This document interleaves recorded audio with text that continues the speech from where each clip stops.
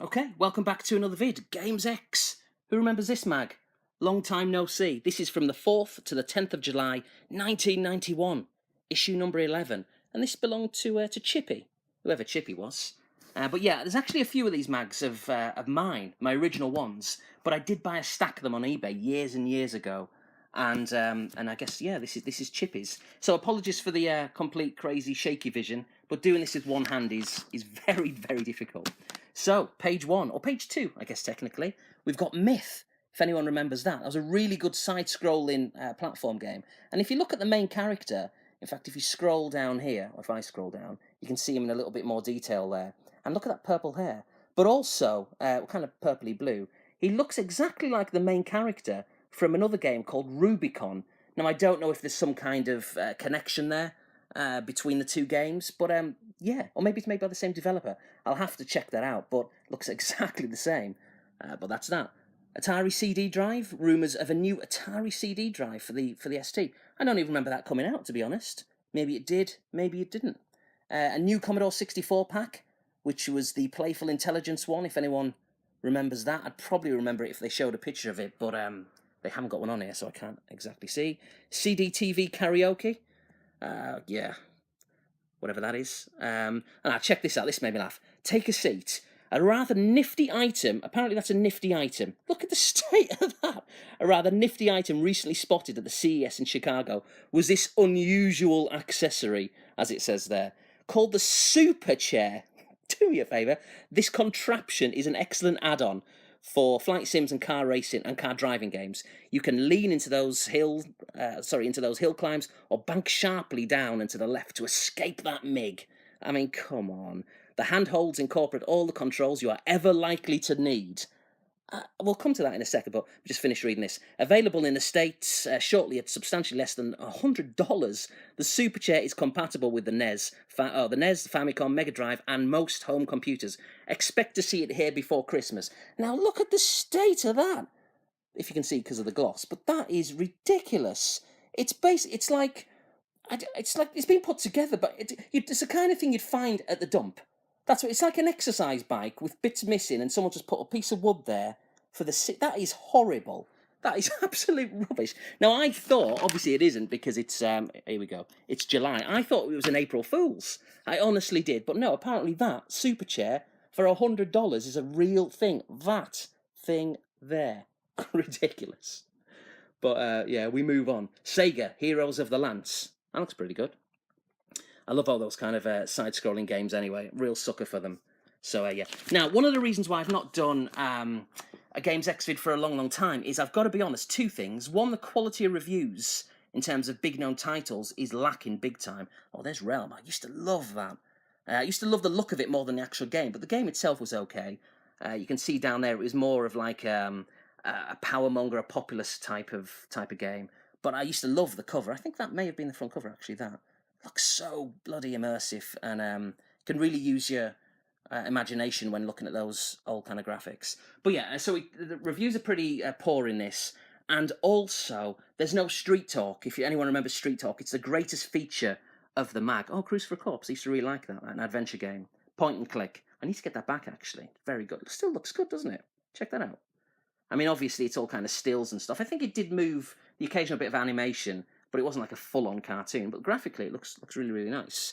So yeah, no Games X. No Games X. No Street Talk. I think it's because they later addressed it, or addressed it later in another issue. Something like they lost the film, or they lost the footage, or whatever it was, which is really silly. So no Street Talk in this one, but it will return next time. But it did put me off making the vid, because that's one of my favourite parts of the magazine. Mega Twins.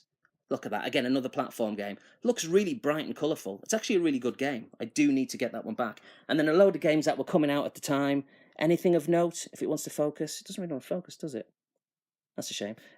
But anyway, I'll read it out. Test Drive 2, Flames of Freedom, which I think was Midwinter 2, wasn't it? That was pretty good. Darkman, apart from that, not really too much. We've got Software City, so they're just advertising a load of games that are available there from mail order. And then we've got the charts, the Gallup charts. So I think this incorporated all the systems, all the 8 and 16-bit systems, so the computers and the consoles. So F-15 Strike Eagle 2, number 1, that's quite a surprise. And that's a new entry at number 1.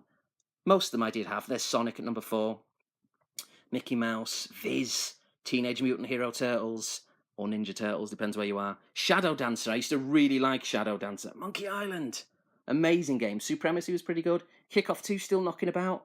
Yeah, it's a great game, Kickoff 2. Obviously, a lot of people prefer Sensible Soccer. Sensible Soccer really is more an arcade game, and Kickoff 2, it's the same, but it's more of a simulation. Maybe more for the hardcore fans. Incredibly rewarding Kickoff 2 when you get used to the intricate controls. Anyway, so getting on the games. This is basically a load of tips and hints as to working. Check that guy out. Now look to the left of him. I can't work out if that's a mullet that he's got, and the right, or is that just the design on the poster? I think it's a pretty good mullet coming down there. It's incredible. So yeah, just tips and hints on how to work in the gaming industry. Probably the retail industry, I think, more than anything. So time and money, telling you what hours you got to work, as you can see there. Most shops open between 8:30 and 9. The upside, the downside, the money's not good, apparently. Qualifications and experience, usually nothing more than first-rate knowledge. There's a little tip there.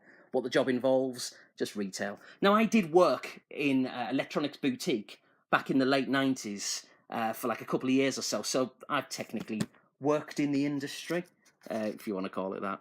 And it was rubbish. That was just my opinion. The thing what I found about it is when I went home, I didn't want to play games. So I was glad when I left, quite frankly. But it was all right, you know. So my memories are things like the PS1, the N64, the Sega Saturn. They were doing the rounds at the time. So that's why I'm extra nostalgic, I guess, for those systems in particular.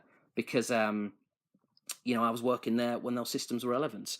There's a cover disc experience. Blood Money, that's a good game. I've got that one. Music's really good. Predominantly on the Amiga, but the ST as well. Prehistoric. Little Bow. Not sure on that one.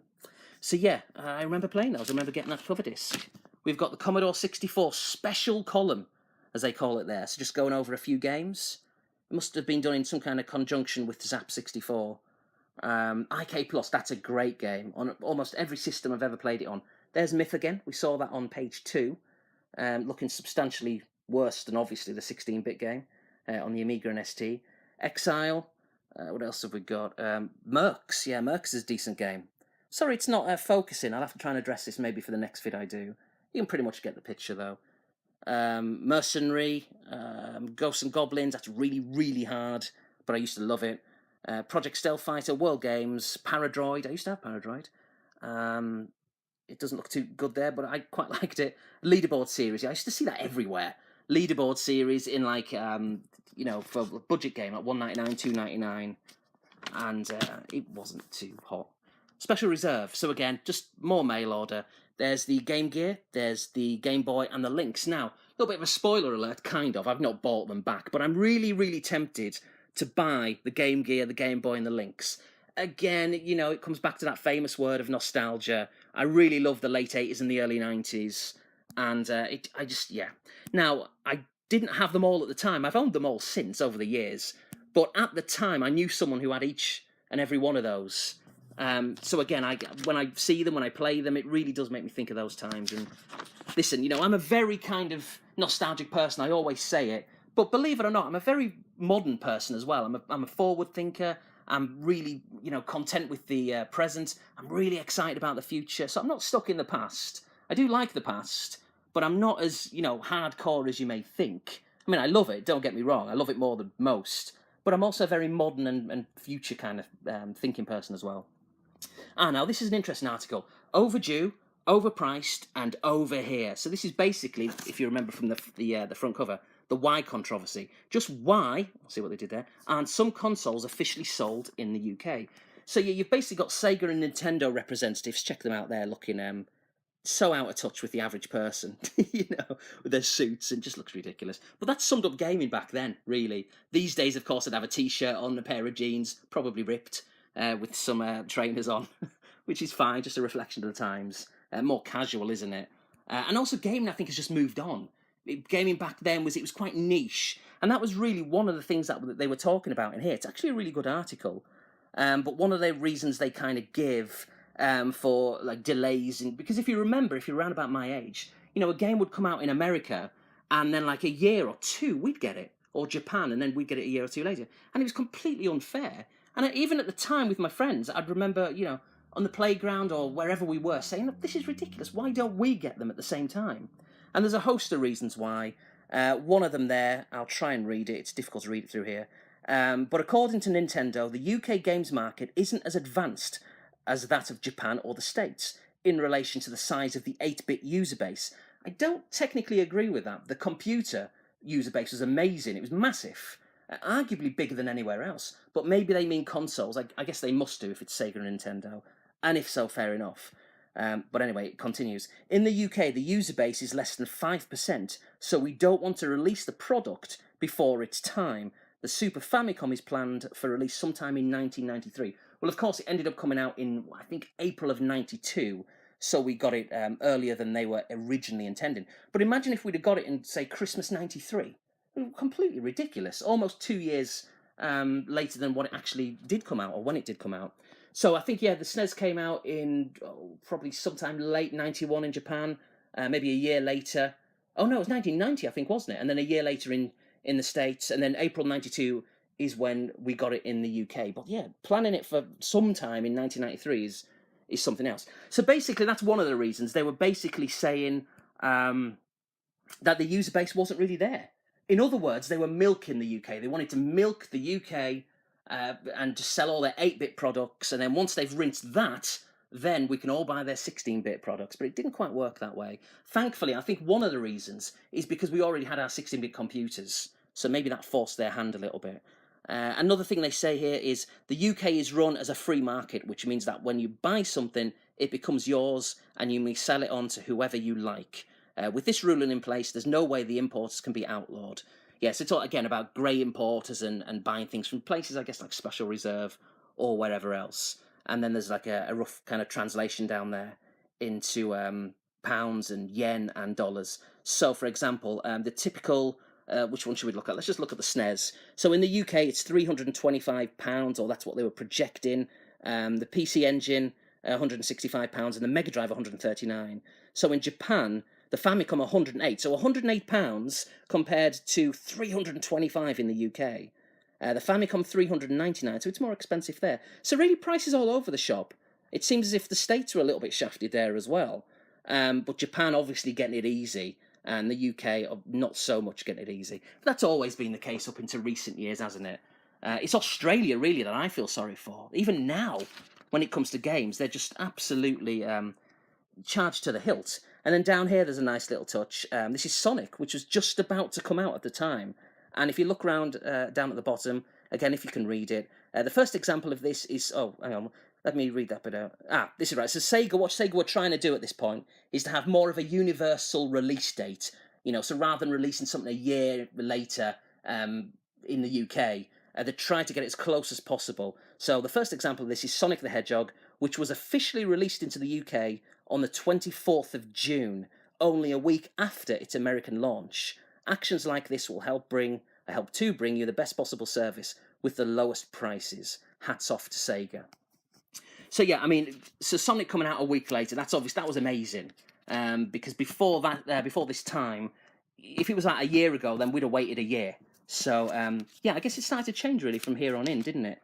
Although I guess it still carried on well into the 90s with games coming out much later. But the era we live in now with the 360, the PS3, I mean, they've been phased out, to be fair. The PS4 and the Xbox One, yeah, games are very much kind of almost released in tandem. So if it comes out in the States, it's probably going to be out in the UK at the same time. In fact, sometimes, depending on the game, depending on the publisher, sometimes the game comes out in the UK first.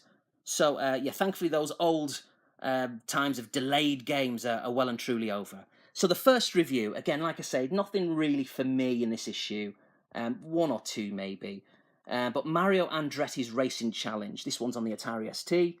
Actually, I lie. That is just giving an example of their scoring system. This one is on the PC, but it is available on the ST and the Amiga. So it looks like they like that one. 4.5. It looks pretty good. 3D driving game. It looks pretty much like Microprose Grand Prix, if anyone remembers that one. We've got two mini reviews here. We've got one of RBI Baseball II on the Spectrum, getting 4 out of 5. down there, released on a plethora of systems. The graphics, the good old Spectrum. I used to quite like the Spectrum, to be honest. What I found with it is obviously the colour palette wasn't particularly good. There's an understatement. But I always, even as a kid, it's not even in hindsight, I always used to really like the sprites. You can't really see them there. But sometimes when you got close up, they were really good. The Spectrum sprites are much better, I think, than the Amstrad and the Commodore 64. But of course, the colour palette was poor. It really was. But all three systems on the 8-bit, the Commodore 64, the Amstrad in particular, and the Spectrum were brilliant. Creepy. Getting 2 out of 5 on the Atari ST. Yeah, that just looks a bit like kind of almost like a public domain shareware dungeon crawler, really, like Eye of the Beholder or something like that. Oh, remember this one, Chuck Yeager's Air Combat. This one for the PC, also coming out on the ST and the Amiga, getting 4 out of 5. Yeah, again, it looks good. Those graphics, that as well. I used to get blown away by stuff like that. I used to think it looks so good. And it does. I think the graphics look good, but of course they were quite slow and it was sluggish, but I may go back to it in the future, who knows. Martian Dreams, this one is on the PC. 3576. That's a very precise amount there. 4 out of 5. And it looks kind of like something like, what would you say? A cross between, it's a bit not random as such, something like Final Fantasy and XCOM. Looks like that kind of game, doesn't it? I could be wrong, but that's what it certainly looks like. And then Living Jigsaws, 2 out of 5, and that one's on the Atari ST. Doesn't look too great. In fact, what is it, just a puzzle game, essentially? I think that's what it is. And then we've got another mail order company here, selling whatever they're selling. Doesn't really look like games, it looks like expansion packs for RAM, discs and all that kind of stuff. So, peripherals, really, more than anything. We've got these competition prizes, if anyone remembers these. Of course, you never won them. You had to dial the 0898 numbers, not those kind, filthy. The competition ones. And listen, I did it once or twice. I got a bollocking when my mum found out. But I did it once or twice, and they ask you really silly questions that you'd never know. The first few were kind of like quite easy, and then it'd ask you stuff that you just had to guess. And of course, invariably, you'd be wrong. So you never actually got to win the prizes. No one ever won, ever. But there you go. But yeah, the 0898, of course, was famous more so, not just for competition hotlines, but for the adult telephone calls, which, I'm not going to lie, once or twice I called. Not as an adult. Obviously, I was around about this age, 13, 14, or 15, that kind of thing. And yeah, I remember one time, actually, I've got to say this. I remember one time my mum got the telephone bill through the post, and she was looking at it, and there was like loads of 0898s on there. And I guess maybe my mum was a bit naive, I can, thankfully. And she's like, what's all these charges? Are like £5 a time, £6 a time. There must be like 5 or 6 on there. And, I panicked. But she bailed me out. Really, this was a fluke. It really was. She went, were you calling your dad? And I went, yeah. I went, well, I've got to call my dad. And I kind of put the soft, I've got to call him because I haven't seen him for a while. And she's like, well, it's true, but, it's costing a lot of money. I'm thinking, bloody hell, I got out of that one. She offered me that kind of olive branch because if she hadn't have said anything, I'd probably, as a kid, because you know where it's like when you found out and you're honest, I might have went, they're porn numbers. And they should have bollocked me for that one. But she never found out. And I don't think I dialed it again. The last time, I'm sorry, I'm going to have to say this. I remember it like it was yesterday. It's a little bit TMI, this. But listen, it's not my fault. I dialed this one particular number, and this woman with a sexy voice goes, not that this is a sexy voice coming up, but she's like, thank you for calling. What I want you to get is some soap. Where's this going? A rag or a cloth and a bowl of water. And I'm thinking, so what did I do? I went and got it all, didn't I? Because she told me to. So I got it. I was about 13 or 14. And I didn't use it.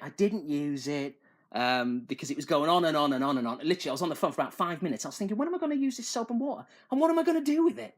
And it just kept going on. In the end, I put the phone down because I was paranoid that the bill was going to cost a fortune, which it did. So I didn't use the soap. Don't worry, I didn't use it. But I could have done, but I didn't. RBI Baseball 2, let's move on.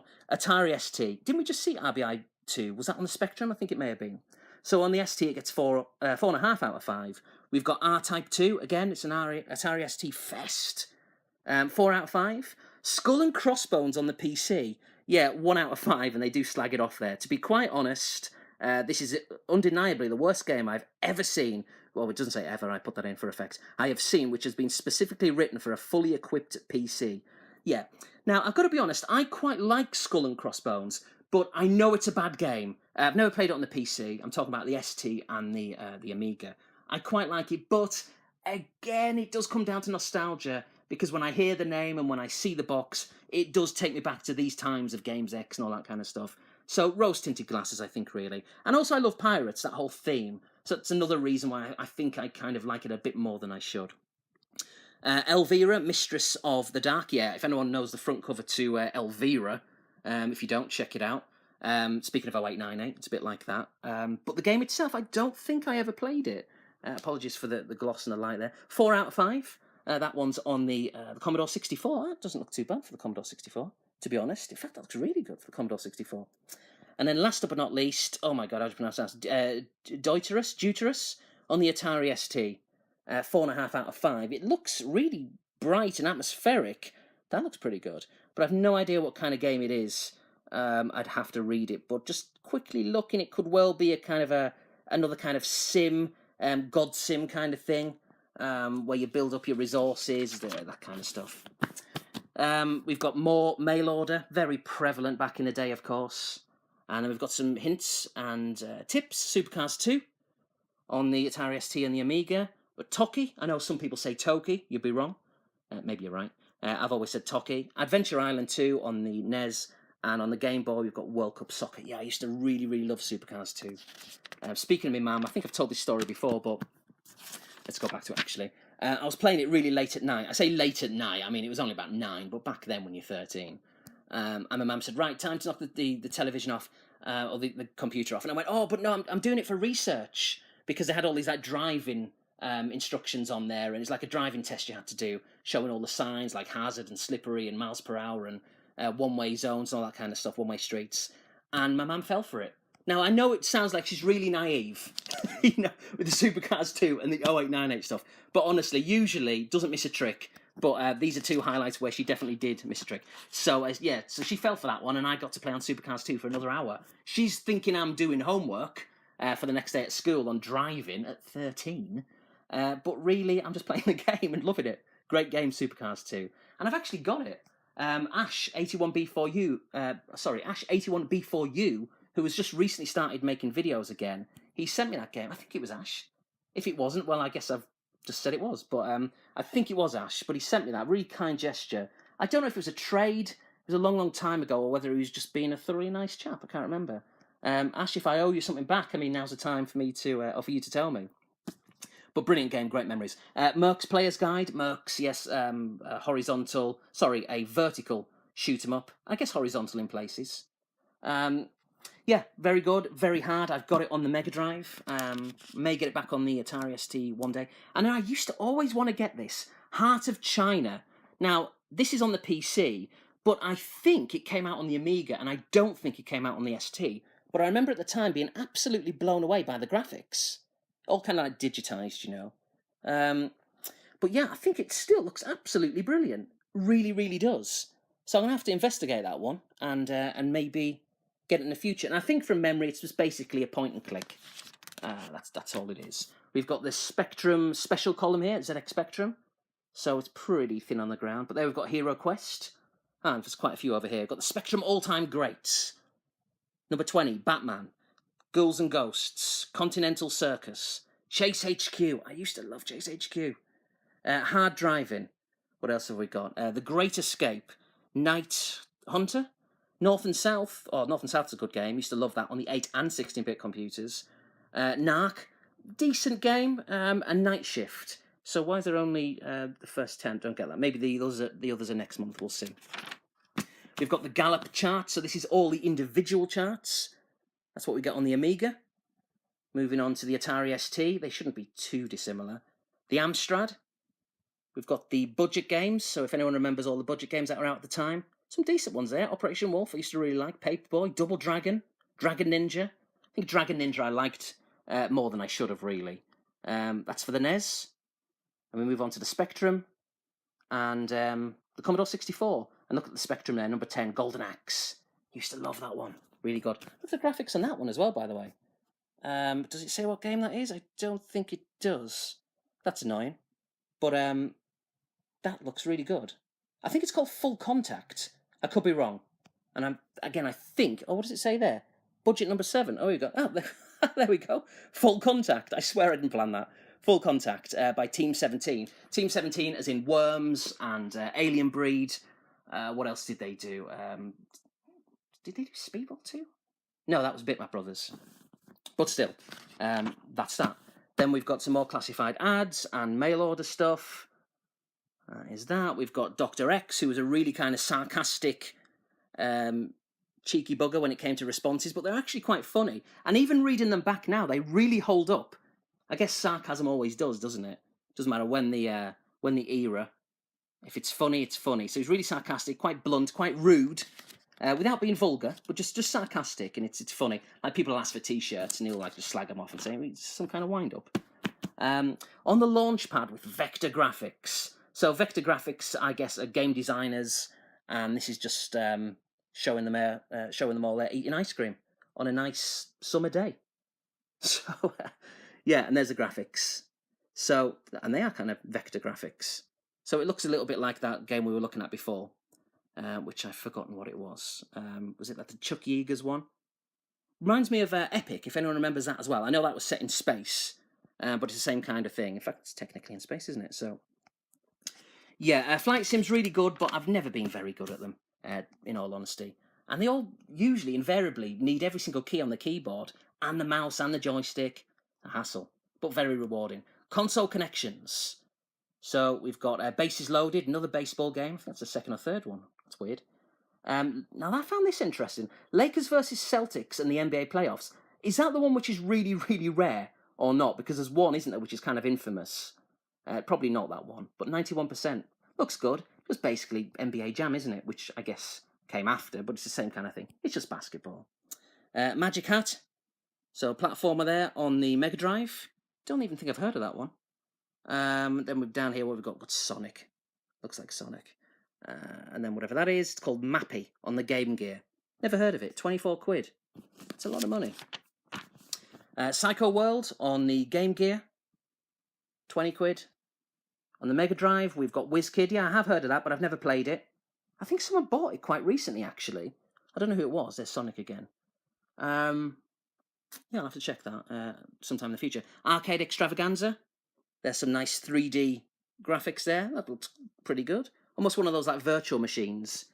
VR machines back in the day. Sneak preview of Thunderjaws. I was looking at this before. The graphics. I think they look quite good. Here's another one. Quite detailed. Different enemies. That looks alright for the early 90s. Come on. I'd play something like that. And to be honest, I've never heard of the game. I've never heard of it. And I don't know if it came out on the PC, or whether it was a console game. But again, it would be one to check out. A lot of budget games there, speaking of North and South. Remember that one? I remember seeing Colorado, seeing that in the shops.